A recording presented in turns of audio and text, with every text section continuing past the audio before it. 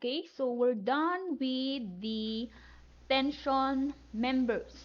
Now we will now proceed to the next topic, which is the compression members. So where can we find compression members?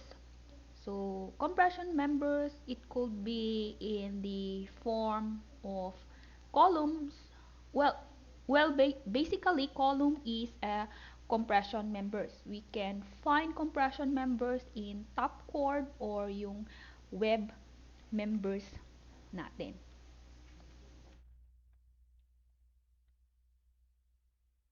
Similar to tension failure, we have to identify the mode of failure in compression members. So we have here under compression, we have two possible limit state. We have the buckling. Under buckling, we have the flexural buckling, the local buckling, and the flexural torsional buckling. And yung pangalawa, that is the yielding. So under buckling, we have the flexural buckling, which members are subject to flexure or bending when they become unstable.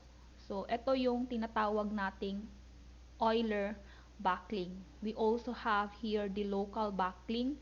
Some parts of the cross section are so thin that they buckled locally in compression before other modes of failure occur. Yan yung ating local. And we have the flexural torsional, yung it is a combination of torsion and buckling ng ating member. And yung pangalawang mode of failure natin sa limit state natin sa compression is what we call the yielding. So yielding can also occur under compression. So what we had learned in tension members is that yielding occurs at our gross section of tension members. Pwede ding mag-yield yung bakal natin sa ating compression members. So usually, pag ang section mo is maliit na mahaba, ang tawag doon is slender. And pag slender yung compression members mo, usually ang failure natin na nangyayari is more of instability. Like yung sa ating buckling failure. Nagiging unstable siya since it is long and slender. So yung failure natin, pag long and slender, buckling. And yung opposite naman niya is, let's say, sabihin natin, maliit yung length niya and then malapad yung section natin. So, pag ganito yung section, yung member natin is mas mahirap siyang mag-buckle kasi maliit yung length niya tapos malapad siya.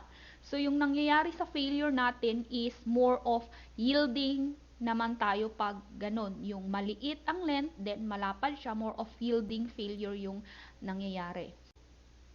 So for us to know the capacity and strength of our compression members, we need to identify or know kung anong type na failure ang ma-experience ng ating section. So whether it is buckling ba or whether it is in yielding. So based on this limit state or failure, it will give us different strengths, yung sa yielding and yung sa ating buckling. We have here the definition of buckling. So buckling is the sideway movement of any compression members. So upon buckling, members lead to its failure.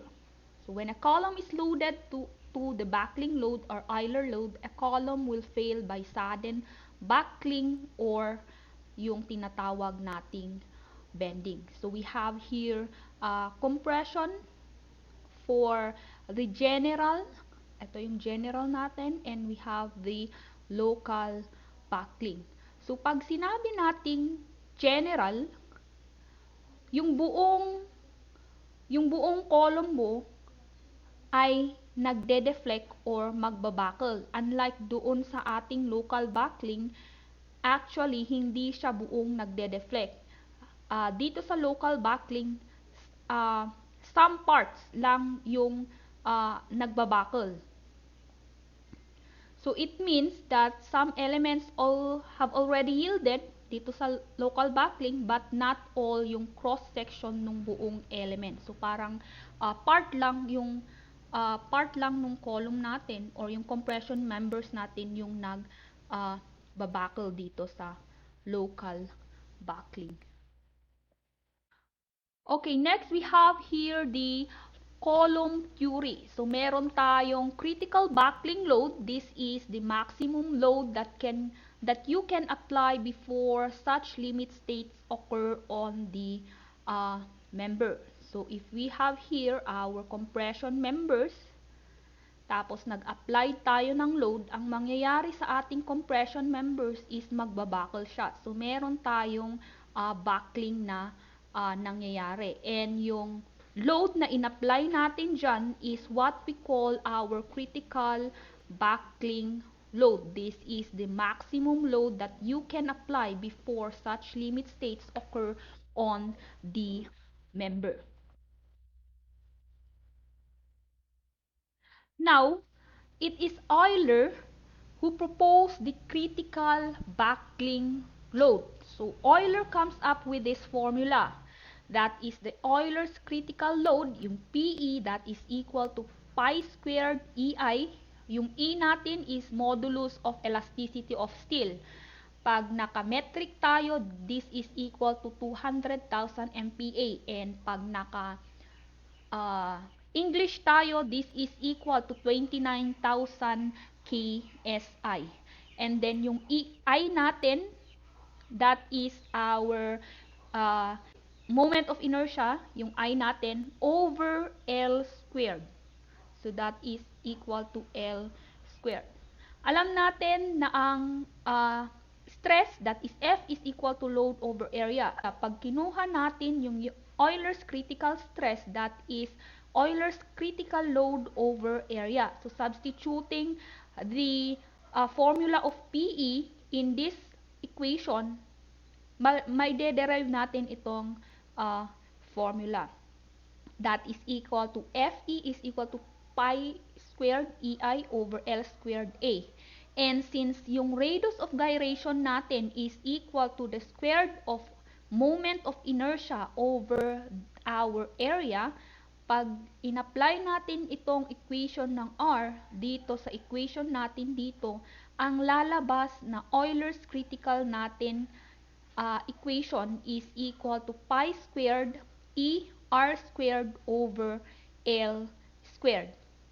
So, yung Euler's backlink stress na natin ngayon is equal to this equation. That is FE is equal to pi squared E over L over R squared.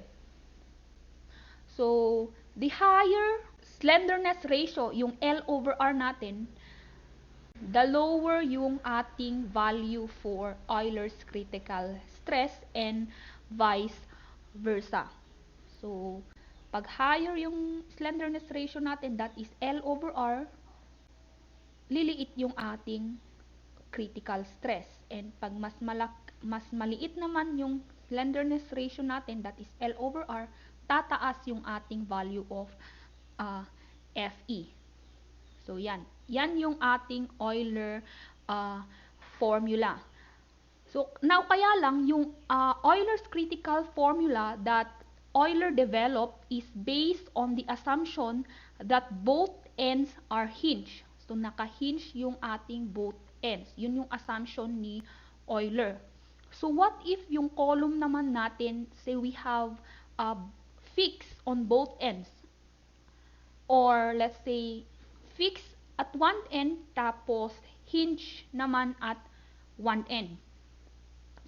So to address this variation of support condition in our compression members, they have introduced what we call the effective length factor, yung K natin. Yan yung inintroduce natin.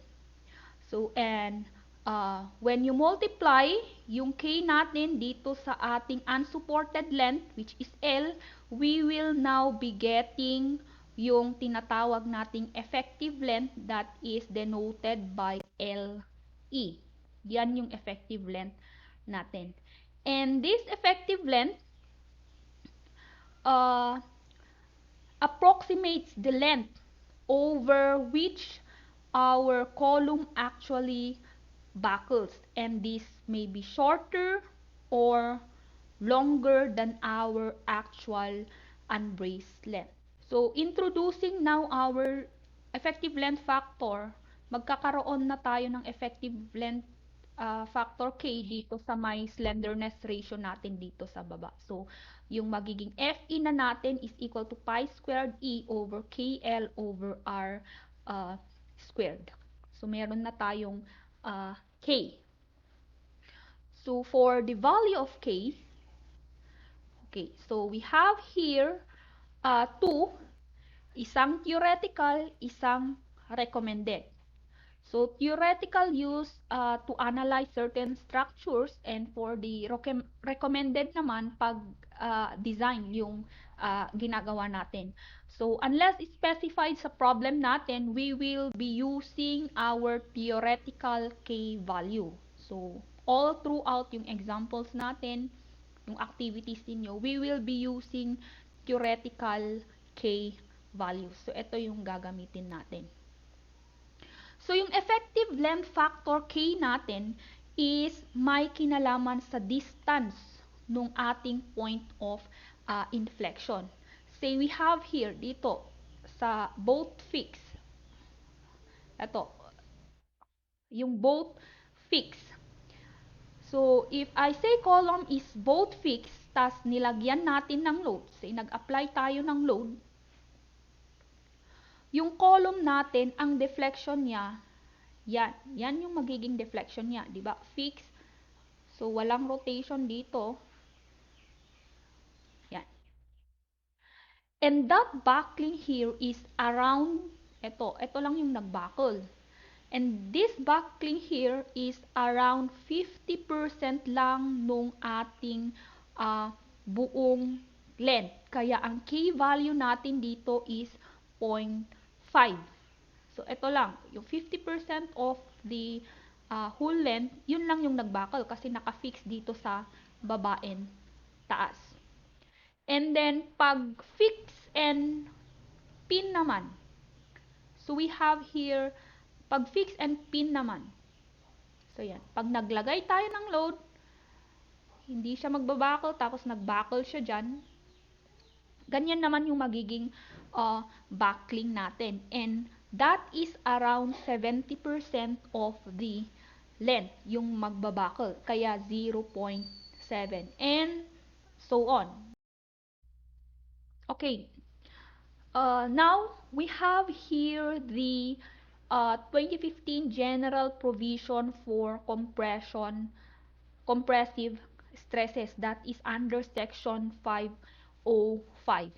So, the general rule here is you have to check if your column based on our slenderness ratio, SR, kung yung column mo is intermediate or short, or kung long column yung iyong member. So, how do we check that? So, how do we check if it is intermediate or long column yung member natin? Say, we have here, so ito yung stress natin, and ito yung slenderness ratio natin. So, sa yielding and buckling, meron tayong boundary sa pagitan ng both. This is for yielding and this is for buckling. Meron tayong boundary dito. So, yung boundary na yon, siya yung nagdi-divide kung yung column natin is mag-yield or magbabuckle. And that boundary, ang tawag natin dyan is yung ating CC, yung boundary natin dito. Yan yung CC natin. So, yung CC natin is our critical slenderness ratio. And based on NSCP, it is given by this formula. So, yan yung boundary nito. Okay. So, kailangan natin kunin yung boundary to check if mag-yield or magbabuckle yung column natin. So, meron din tayong provision dito for slenderness ratio limit that according to NSTP 2015, it should not be greater than 200. Yung slenderness ratio dapat natin. So, what if we say ang SR mo is 220? So, 220. What would you do? That 220 exceeded yung 200 na limit natin sa SR. So, ano ang gagawin mo pag 220 yung iyong SR? So, yung gagawin mo is to lower your value for SR, yung slenderness ratio natin. And how to lower our slenderness ratio? So, if we are looking at this formula, so how to lower our slenderness ratio? So, yung slenderness ratio natin is given by this formula, K, L over R. So, to lower our value here, our slenderness ratio, we design a compression member that is in terms of K. So, in terms of K, yung effective length factor natin. So, para maging lower natin yung slenderness ratio in terms of K, tibayan natin yung ating support end. Para yung K natin, lumiit siya. Liliit yung K natin, liliit din yung value ng SR natin. Say, yung support natin is pin, gawin natin siyang fix. So, yung K natin is bababa. Diba? So, that is in terms of K. And in terms naman of L, so how to lower our value of SR in terms of our L? So, alam natin na yung L is the unsupported length. So, to lower our SR in terms of L, maglalagay tayo ng supports in between para yung lumiit yung ating unsupported length. So, pag liliit yung L, liliit din yung ating slenderness ratio. And in terms naman of R, so in terms of radius of gyration, this is in denominator of our slenderness ratio equation. Kailangan nating gawing mas malaki yung R para lumiit yung ating slenderness ratio. So, paano gawing lalaki yung R? Taasan natin yung cross-section ng ating member. Diba? Since larger cross-section, mas malaki din yung radius of gyration natin. Okay. So, uulitin ko ang steps. Una, you have to identify the maximum slenderness ratio. So, pag na-identify ninyo yung SR natin, yung maximum, next is to solve for our CC, yung critical slenderness ratio natin, CC. So, you need to solve SR max, tapos yung CC. Next step is to compare these two, yung slenderness ratio natin. You have to compare slenderness ratio with CC. You have to compare. That is to identify what type of column yung ating compression member. Is it intermediate or is it long column? So, yung short or intermediate, yan yung maikli na malapad. Mahirap siyang mag-buckle, so yung failure natin dito is yielding. Pag long naman, yan yung maliit ang cross-section, tapos mahaba, ito yung magbabuckle. Okay. So, pag na-identify na natin, pag intermediate or column yung section natin, masosolve natin yung FCR. Pag intermediate, this formula. Pag long column, itong formula yung gagamitin natin. So, flexural buckling stress. So, pag na-identify nyo yung column natin, either immediate or long, ma-identify nyo din kung anong formula ang gagamitin natin to solve the flexural buckling stress. Since this flexural buckling stress now, itong FCR natin, kailangan natin siya to solve for our nominal strength. That is equal to FCR times the gross area. And we have here, pag LRFD, 0.9, and pag ASD, yung omega C natin is equal to 1.67. So this is our design load. This is our service load. So yung ating design compressive strength, yung VCPN should be greater than or equal to our factored load, yung PU, yung ultimate load natin. And yung ating allowable compressive strength naman, yung PN over yung gamma C, this should be greater than or equal to our PA, yung service load natin. Okay, so again, steps, you have to identify yung slenderness ratio, maximum natin. Pagtapos nyo nang na-identify, you have to solve for the critical slenderness ratio. Then you have to compare both SR and CC to identify what type of column, kung intermediate or column, para ma-solve natin yung ating flexural buckling stress. That is needed to compute for our nominal strength. Okay? So we have here codes 2001 and 2015 NSCP. So again, yung 2001, ang given na CC is this equation.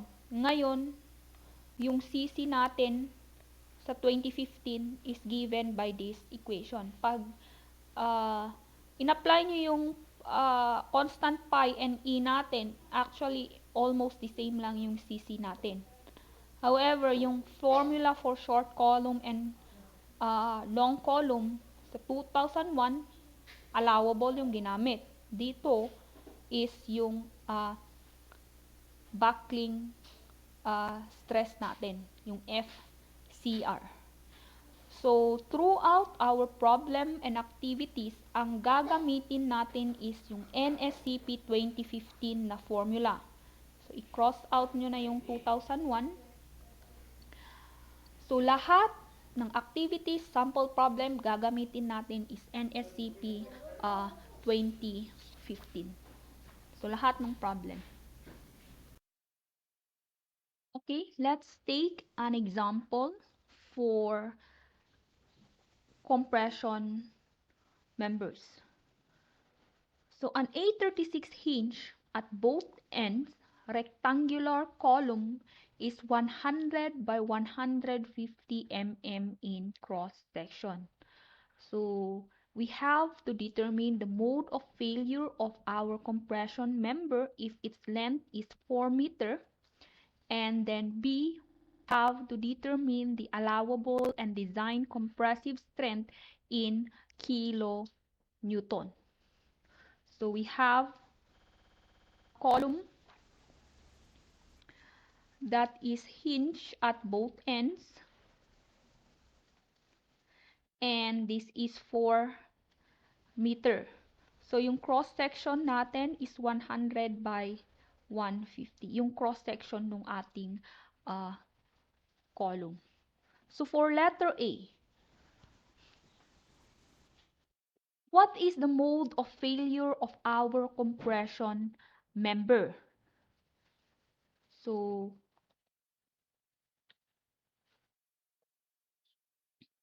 for our solution, for letter A, so ano daw yung mode of failure ng ating compression member? So, pag sinabing mode of failure, either buckling or yung yielding yung mode of failure ng ating compression member.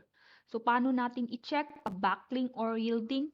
We need to compare our effective slenderness ratio, yung maximum, with our critical slenderness ratio, yung CC natin, para malaman natin kung ano ang mode of failure ng ating compression member.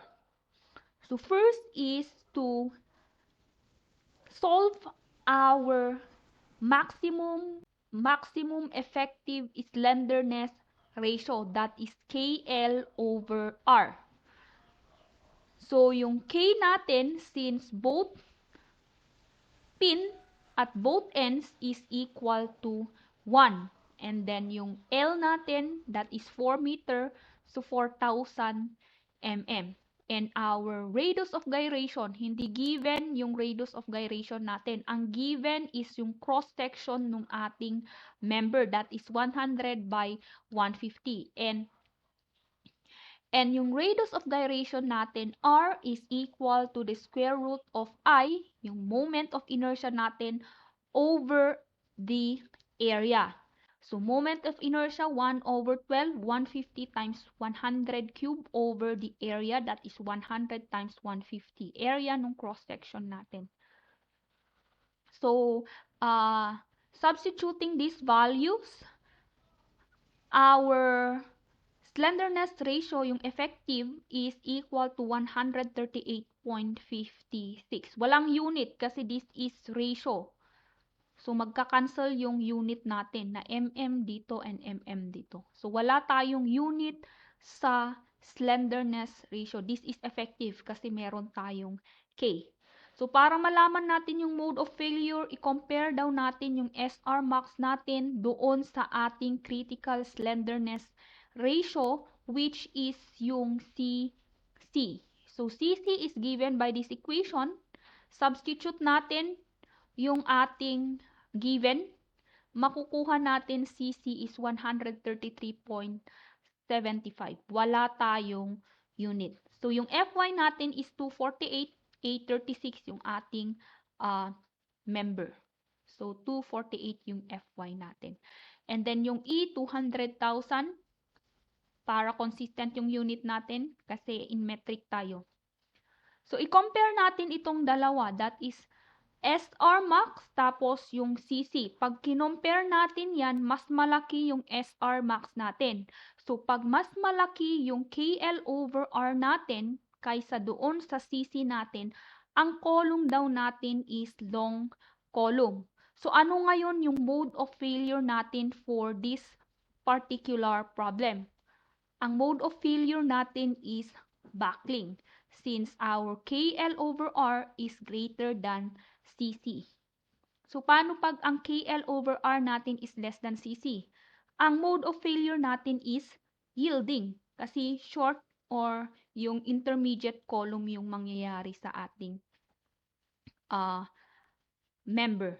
So, in this particular problem, KL over R is greater than CC, that is long column. Yung mode of failure natin is buckling. So, yan yung sagot natin for letter A. And for letter B, we have to determine the allowable and design compressive strength in kilonewton. So, both LRFD, yung design, and yung allowable, yung ASD. So, both yung dalawa, kukunin natin yung compressive strength natin. So, for letter B, since our column is long column tayo, we will be using this equation in finding our value for FCR, yung ating flexural buckling stress. So, we will be using 0.877 of FE. So, hindi natin alam yung FE, so we need to solve our FE, that is our elastic critical buckling stress, that is equal to pi squared times E over our slenderness ratio max squared.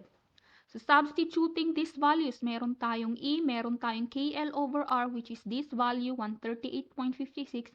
Makukuha natin na yung elastic critical buckling stress natin is equal to 102.8 MPa. So, we now have our value for Fe.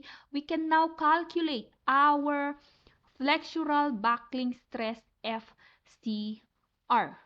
So FCR is equal to 0.877 times 102.80 MPa. That is equal to 90.16 MPa. So ito na yung ating flexural buckling stress. So hindi ito ang tinatanong sa letter B. Ang tinatanong is the allowable and then the design compressive strength. So unahin natin yung design compressive strength, that is using LRFD. Yung ating Phi is equal to 0.9. This is given in your NSCP, 0.9.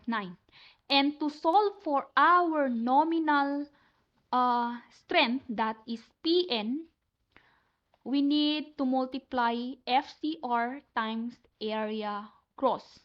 So, meron na tayong FCR, which is this value. And ano yung area gross natin? That is equal to, meron tayong cross-section, 100 times 150. Okay, so that is the nominal strength. Ang hinahanap natin dito is the design compressive strength. So, ang design compressive strength natin is imumultiply natin itong nominal doon sa ating factor, yung Phi, which is 0.9. So, yung Phi Pn natin, yun yung magiging design compressive strength natin. So, calculating our design compressive strength, yung Phi Pn natin, that is equal to Phi FCR AG, yung 0.9, yung factor natin, times yung value ng FCR, 90.16, and then yung area gross natin, that is 100 times 150. So, calculating our design compressive strength, that is equal to 1,217,160 in Newton. So, converting our design compressive strength, yung Phi Pn natin into kilonewton, we will be getting this value that is equal to 1,217.16 kilonewton. So this will be our answer here in letter B for the design compressive strength, yung Phi Pn. And for the allowable naman, the allowable compressive strength, we will be using our ASD, and our value for factor, yung omega natin, is equal to 1.67. So, yung allowable compressive strength natin using ASD, ito yon, yung Pn over omega. That is equal to, yung Pn natin is FCR over Ag, yan yon, over the omega. So, meron tayong FCR, meron tayong Ag, meron tayong value ng reduction factor omega. We can now solve for our allowable compressive strength Pn over omega. So, substituting values, makukuha natin 809,820 Newton. So, our allowable compressive strength now in kilonewton is equal to 809.85. So, ito yung magiging sagot natin sa letter B for the allowable design compressive strength. So, the design compressive strength in kilonewton is equal to 1,217.16, and the allowable compressive strength is equal to 809.85 kilonewton. So, itong dalawa yung sagot natin for the letter B. And for the letter A, yung mode of failure natin is backling. Calculate the allowable and design compressive strength of the given wide flange 350 by 90 column. We will use Fy is equal to 350 50 MPa. And assume K that is equal to 0.7 fixed at one end and pin support at the other end. Our length of column is equal to 4,500 mm. So we have here the properties of W350 by 90. So for our solution, first, we need to solve for the effective slenderness ratio, yung maximum that is equal to yung K natin, 0.7, yung length natin that is equal to 4,500 mm, and yung radius of gyration natin that is equal to the moment of inertia over yung area natin. So, yung moment of inertia na gagamitin natin to have a maximum slenderness ratio, yung mas mababa, that is y in y. So ry and our SR max is equal to 50.73.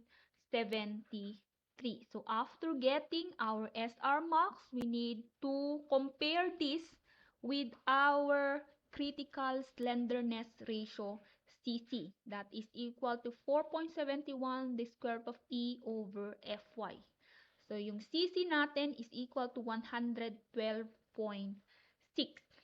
So, comparing these two, pag kinompare natin yan, mas malaki yung CC natin kaysa doon sa ating slenderness, maximum effective slenderness ratio. So, yung magiging column natin is an intermediate column. So, since our column is an intermediate column, we will be using this equation in finding our flexural buckling stress, FCR. So, ito yung gagamitin.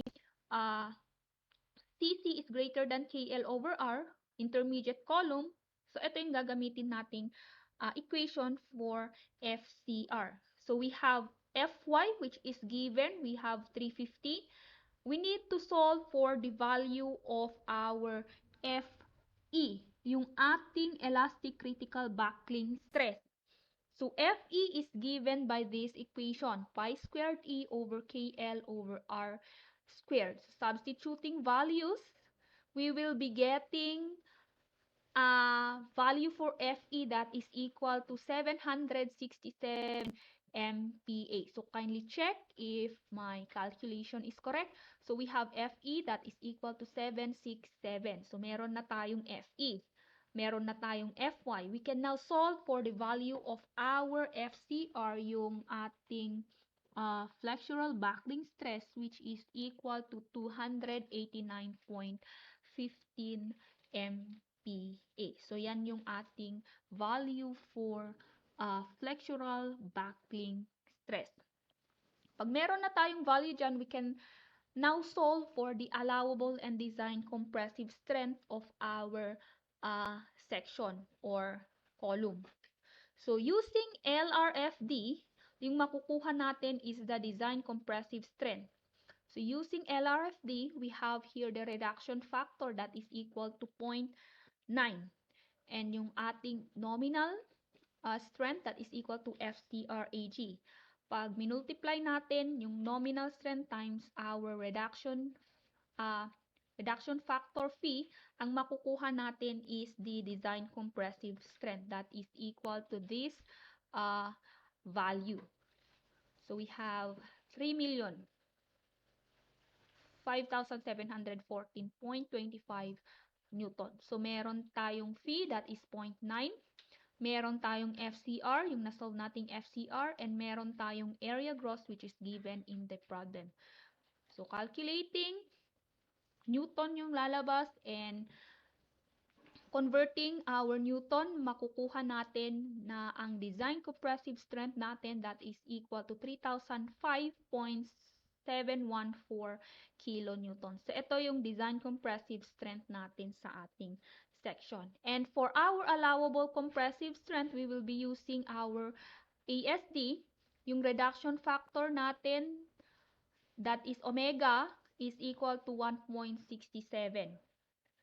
So, yung allowable compressive strength natin, that is Pn over omega, is equal to FCR times Ag over omega. Meron tayong FCR, meron tayong AG, meron tayong omega. We can now solve for our allowable compressive strength that is equal to this value in Newton. And converting this, we will be getting 1,999.8 kilonewton. So this will be our allowable compressive strength. So our design compressive strength is equal to 3,005.714 kilonewton, and our allowable compressive strength is equal to 1,999.8 kilonewton. Okay. And for problem 3, for our last problem in the analysis, we have to refer to the figure, a build-up section that consists of W350 by 90 with two 15mm plates form a box. So meron tayong 15mm plates dito sa gilid na 350 din yung ating length kasi 350 yung ating wide flange, yung depth ng ating wide flange. So the section is used as a column is 12 meter long and the column is assumed to be hinged at both ends. So yung K value natin dito is 1 kasi hinged at both ends. So we have to calculate the design and allowable compressive strength of the column. We will be using Fy that is equal to 248 MPa. So before we solve our slenderness ratio maximum, we will solve first our area, yung total area ng ating section. Kasi ito, yung given lang na ito is yung area ng ating wide flange. So meron pa tayong plate sa gilid, so i-add natin yan to determine yung gross area ng section natin. That is equal to this value. So ito yung area ng wide flange, ito yung area ng plate. Dalawa, magkabilaan yun. So 350 times 15 times 2. So ito yung magiging total area natin sa ating section. And before we solve for our slenderness ratio, we need to determine first our centroidal moment of inertia and yung centroidal moment of inertia y natin. Kasi ito, Ix natin dito, itong given lang na ito is for the wide flange. Meron pa tayong plate. So we need to solve the Ix centroidal and Iy centroidal. So for our Ix, so yung Ix natin dito sa ating wide flange, nasa center pa rin tayo. And pag yung sa plate naman, yung centroid natin is andito din. Andito din yung centroid natin. So yung centroid natin for the wide flange, andito tayo. With respect to x, andito din yung centroid natin sa ating plate. So, walang transfer formula na mangyayari sa ating Ix. So, ito yung moment of inertia ng ating wide flange, which is 266, given. Raised to 6 ito, raised to 6. And then, ito yung moment of inertia ng ating plate, that is 15,350 cube times 2 kasi dalawa magkabilaan over 12. So, yung Ix natin is this value. And for our Iy,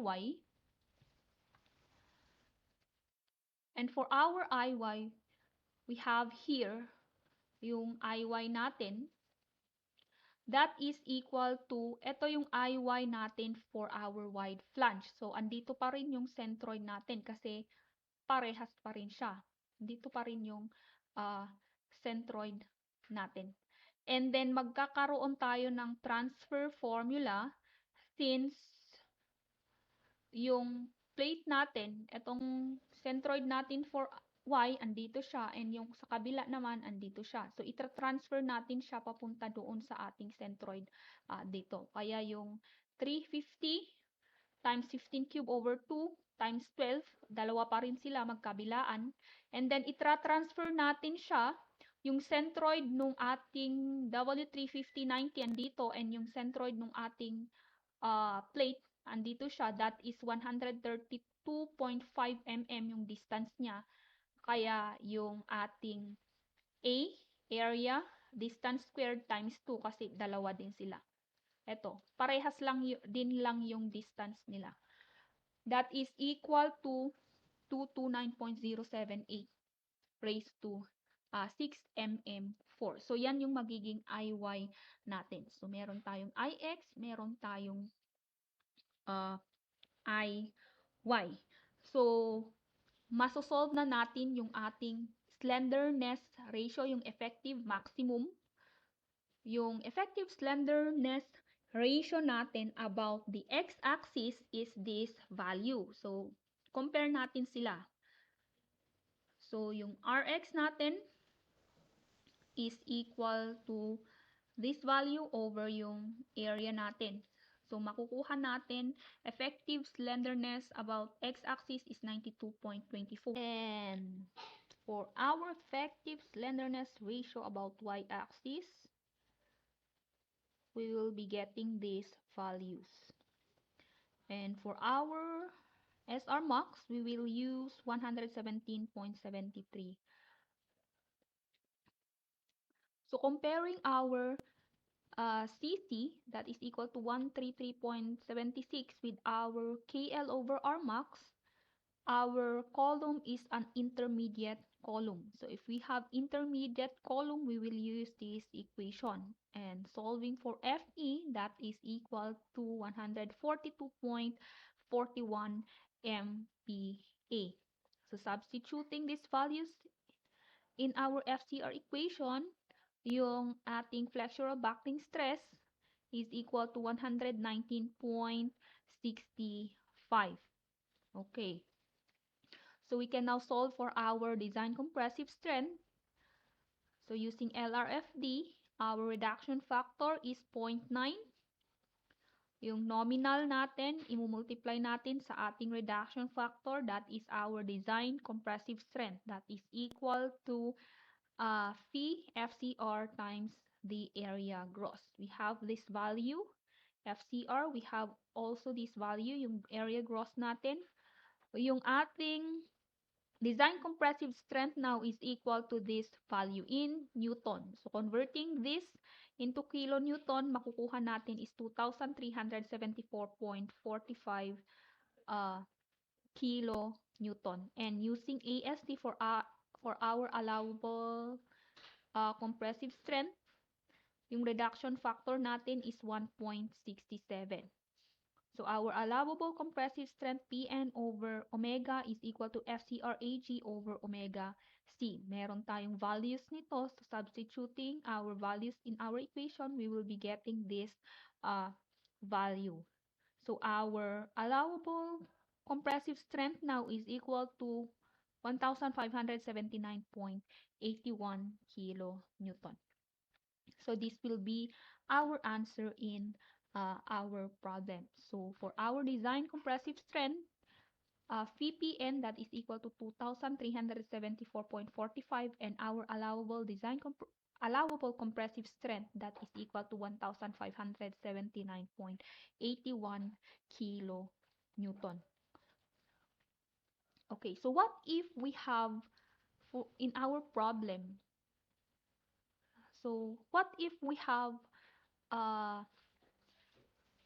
so let's say this is our column.